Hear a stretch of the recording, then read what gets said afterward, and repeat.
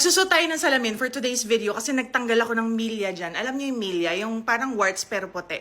Ako lang nagtanggal. So magsasalamin ako. Yan, para hindi siya masyado mahalata. Okay guys, meron na ako. Maglalagay ko ngayon sa liguan ko kasi pudpud na naman yung sabon ko. Ikaw na lang yung maaawa sa sabon ko eh, no? Huwag kayong mag-alala ha kung from dark pink, pagka na-expose nyo na, natanggal nyo na sa plastic, nagiging lighter or peach pink ang kulay ng sabon.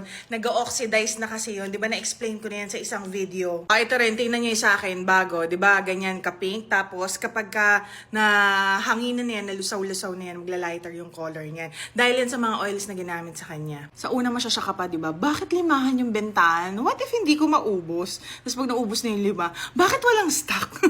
Ang dami talaga nating problema eh, no? Basta mauubos nyo yan. O kaya, especially dun sa mga nakatry na, tapos humiyang naman sa inyo, feeling nyo okay sa inyo, nakikita kayo ng glow malala, nagbabrighten kayo, sampuin nyo na. Kasi affordable naman siya, diba? At saka sure naman tayo, mauubos nyo yan.